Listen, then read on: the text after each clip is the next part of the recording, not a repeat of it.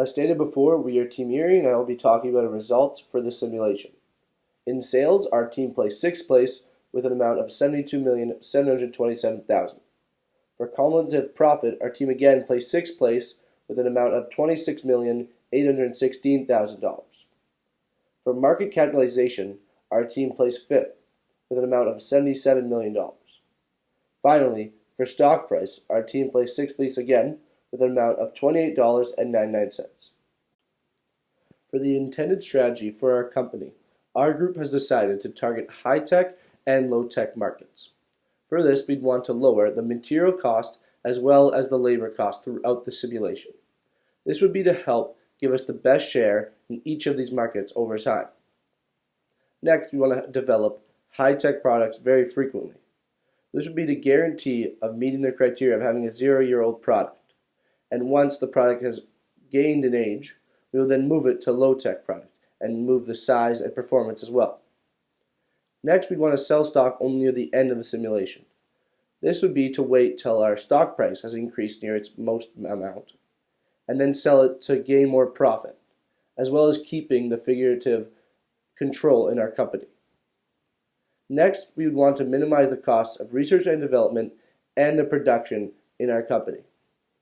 Minimizing the costs of research and development will help produce high-tech products very frequently at a low price, and minimizing the cost of production will help lower the cost of material for our high-tech products. As the game went on.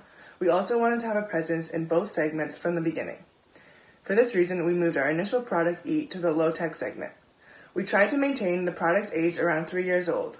We focused more on this than the coordinates of performance and size, since age is more important to the low-tech customer.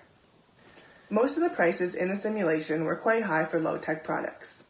We wanted to be an affordable option, but since our competition kept their prices quite high, we were able to do the same. Eventually, in round 6, we cut our price for E to $31.99 to gain a competitive advantage, since price is very important to the low-tech customer. The second product that we introduced was called E-Cake.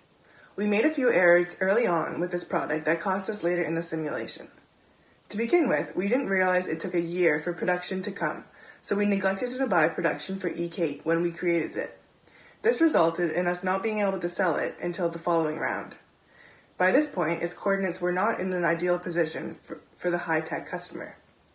Secondly, since we were planning on moving E-Cake to the low-tech segment eventually, we didn't update it for the first few rounds, hoping that as the age increased, the product would also drift to the low-tech segment. We soon found out that the products aged faster than they moved to the low-tech segment. Eventually, in round 6, E-Cake did transition to the low-tech segment, which we had planned for in our strategy. While the coordinates were not in the ideal spot for the low-tech segment, this measure is less important than age. For this reason, we focused more on age once E-Cake had transitioned to become a low-tech product.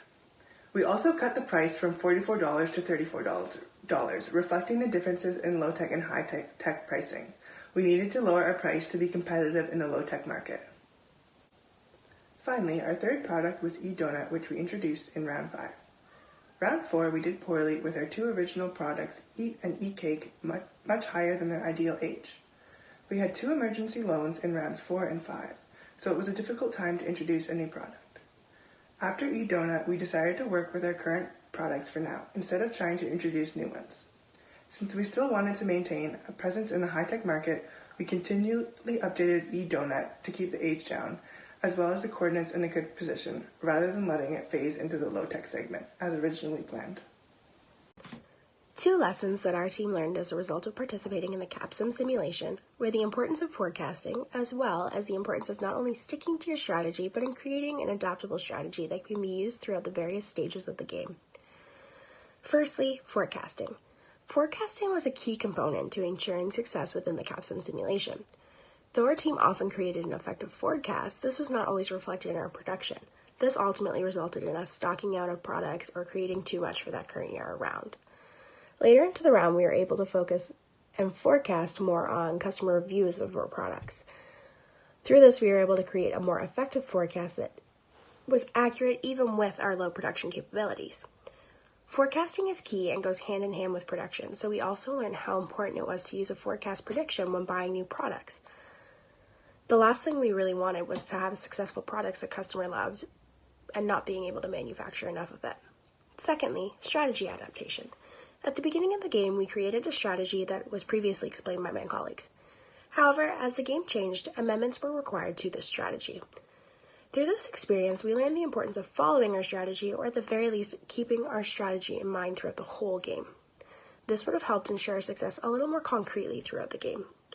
In our case, our initial strategy may not have been the one that would have ensured the greatest success.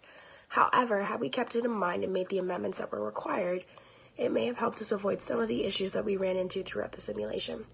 After all, strategy is a way to ensure that everyone who is on the team is on the same page, as well as remain competitive within an industry. Overall, if we were to participate in the Capsim simulation again, I think that if we kept these two things in mind, it would help us achieve greater success. In terms of recommendations by Team Erie, 3 major recommendations come to mind. These include picking a new strategy for the Capsim tournament, working together as a team when making decisions, and investing a lot of time in the sales forecast decision. The first recommendation is to pick a new strategy. The strategy picked by our team did not work effectively. As previously mentioned, the intended strategy was to move the high-tech product into the low-tech segment as it became older. This was not an effective strategy because the products increased in age much faster than they moved from the high-tech segment to the low-tech segment, resulting in the product not being updated for the current round. Our recommendation as a new strategy would be to keep the products in their respective segments and phase them out of production as they pass the ideal age. The next recommendation would be to work as a team when making decisions. We recommend making decisions together as a team as opposed to splitting up the decision into individual tasks, as not working as a team led to miscommunications, which in turn led to poor results. Our last recommendation would be to invest a lot of time in the sales forecast decision. The sales forecast decision is a very important decision in the Capsim simulation and can be the difference between success and failure for the round. As the forecast decision is directly related in the production decision, it is important to get it right. Overproducing based off the forecast leads to excess inventory, which is very expensive and proved to be a big problem for our team. That is why we recommend investing a lot of time in this decision. So moving on to round 9 decisions. So for research and development, we recommend that for the low-tech product, you should focus on the ideal age and try to be in the ideal range in terms of size and performance. For the high-tech product, focus on the ideal performance and size, as well as update the product so it remains new. When it comes to marketing, price is very important in both segments, so make sure all prices are in the respective range for that segment. We recommend to lower the price of the low-tech products to the cheapest in the market to make the product more appealing to customers and increase customer score. For production and HR, we recommend to match production to the sales forecast and increase capacity and automation. Our team ran into difficulties due to not increasing capacity, which meant we weren't able to produce and sell up to our potential.